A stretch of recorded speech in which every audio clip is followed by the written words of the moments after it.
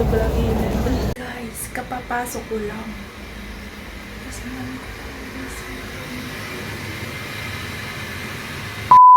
Naiwan ko yung susi. Ito. Sa dami ng pwede kong maiwan, yung susi pa talaga ng bahay. So, ayun nga, naiwan ko nga yung susi dito sa loob ng bahay. Ito. So, dumating yung delivery galing sa groceries ng HKTV Mall. Tapos, dumating, inayos ko, nag-unpack ako. Pagka-unpack ko, pinagsama-sama ko na yung mga basura. Diba, yun yung usual na nangyayari. Pag sama-sama yung mga basura mo. Tapos, nung naisip ko, itatapon ko na itong box kasi maiipon dito. Tapos, kakalat. Pag mamayang gabi ko pa siya itinapon, masikip dito sa may lagayan ng basura. Masikip kasi yan dyan. So, yung mga kinuha ko na yung mga kinuha kong pinaglagyan ko nito ng mga yan, ng mga frozen, mga plastic. Tapos yung iba na mga, ayun, mga drinks. Tapos yung iba, nilagay ko na doon. Pagka, ko naman siya, pagkasama-sama sa buko, itatapon ko na yung basura.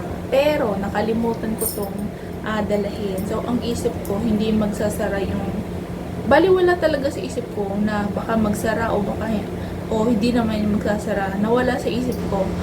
Open yung bintana doon sa may sa may sala. Pagkalabas ko, ilang minuto pa lang ako nakakalakad, malapit na ako sa pintuan ng basurahan. Tapos ang dala ko lang ay yung headset na isa. Kasi nakikinig ako ng radyo. Bigla ko na lang narinig yung dung.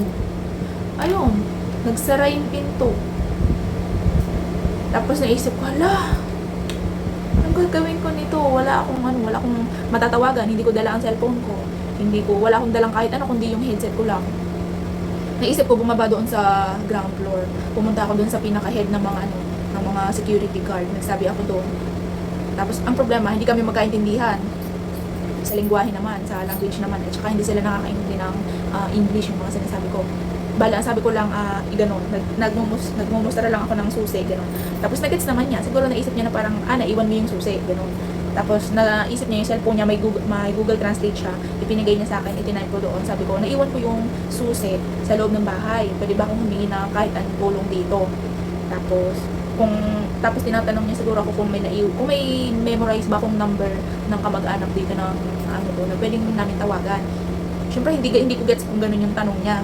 Pero parang sa pagkakaintindi ko, parang gano'n. Tapos binanggit ko lang yung pangalan ng lolo. Tapos kasi siya yung nakapangalan dito sa housing.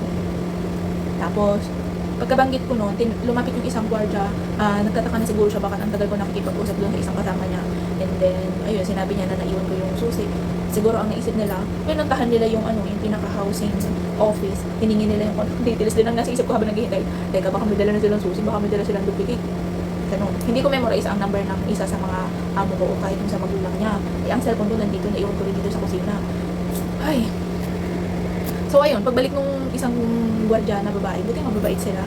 Dala-dalat niya yung number nga ni Lolo. Sabi ko, sana number yan ni Lolo, sana hindi yung number ni Ma'am. Iniisip ko pa din kung alin talaga dun yung yung kinuha nilang contact details.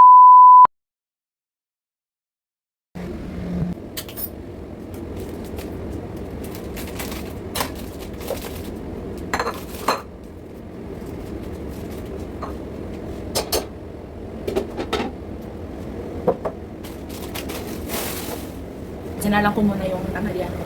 Ang tanghalian ko ay noodles. Pero yun, yung pasta siya na frozen. So ayun, continue.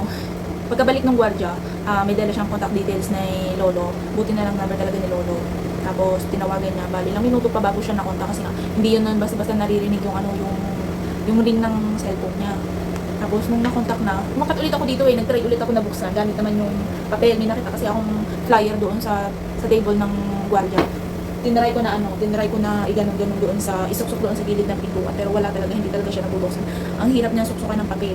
Tapos yun nga, pagka binubuksan niya ng susi, napakahirap, kailangan mo siyang tansyahin maigi na nakaano yung susi. Kaya hindi din talaga basta-basta mapapasok yung mga susi, yung mga pintuan dito kasi napaka-safety. And then, ayun, nung bumaba ulit ako, sabi ko, wala talaga akong ibang paraan na mangyayari. Bumalik ulit ako dun sa gwardiya. Sa sunod na attempt niya, ayun, nag-ring. Tapos, ako niya kumausap.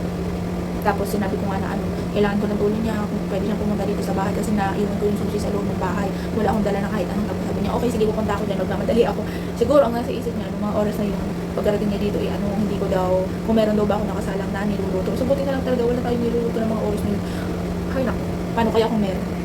Mga nakarating siya dito ay 12:08. 12:08 na siya nakarating si Lolo. Pero nung umalis ako doon sa sa gwardiya ay 11:11.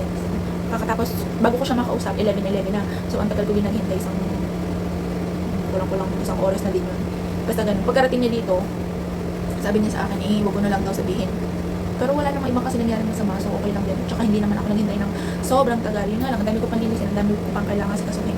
Lalabas pa ako para bumili ng pinapabili sa akin ng amo ko.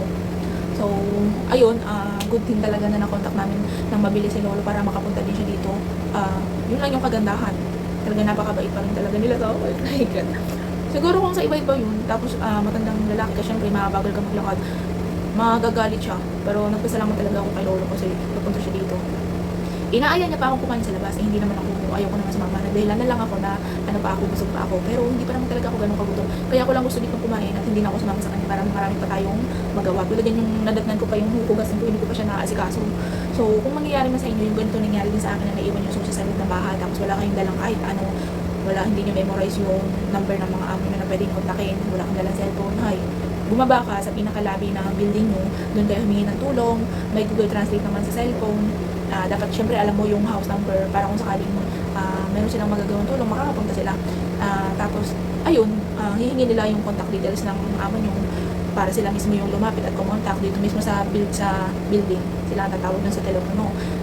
Ayun yung mahirap dito pag naiiwan mo yung susi. Tapos, ang pinaka-lock, kailangan yung manual. Yung iba kasing building na nakikita ko yung yung depressed na, para sa mga hotel, kailangan may code. Pwede mo lang kontakin yung amo mo. Kaya lang, paano kung kagaya sa akin na naiwan yung cellphone? Paano mo makukontak? Tapos hindi mo memorize yung number. Di ba? Ang hirap din. So, buti na lang talaga si Lolo nakukontak. Ay, pasalamat pa rin tayo. Thanks God. Dahil nagawan pa rin talaga ng paraan. Wala tayong nakasalang. So, wala nangyaring hindi maganda dito sa loob ng bahay habang wala akong nangyaring oras niyo. Kaya sana sa susunod, kailangan ko nang dalahin yung susi kahit anong mangyari. Kahit magtapon lang ako ng basura na malapit lang talaga. As in, lapit lang. Tinamad lang akong magdala ng susi. Tapos hindi ko man lang naisip na mahahangin. Tapos yung bintana yung open, syempre yung pasok ng hangin. Tapos yung pinto, hindi pa nakalapat doon sa pinaka-cabinet, nakaawang siya, nakaslang. Kaya anong humangin, siya, nagsarado siya. So, lesson learned. Kahit anong mangyari, lagi niyong dalahin ng susi. Lagi kong dapat dalahin ng susi. Hindi na pwedeng maulit doon, nakakahiya, nakaka-trouble tayo. Syempre, pasalamat na lang talaga na napakabait talaga ni Lolo. Yung guardia sa baba, kasi thank you talaga ako doon. Kahit hindi ka nila masyado maintindihan, magbaw ka, sabihin mo lang kayo, ganun lang. Tapos, ayun, thanks God, survive at ngayon ay lunch na. So, manananghalian na muna ako at marami pa akong tatapusin na trabaho. Lalabas pa ako at see you sa sunod kong video. So, huwag nyo na rin kalimutan, pindutin yung subscribe button at saka pakilike na rin at saka pakishare na din kung maaari. Ayun lang, maraming salamat at more video pa. Marami pa akong ma-share sa inyo. Yung mga reality na pwede kong i-share sa inyo. Pwede kayong makarelate syempre. So, ayun lang mga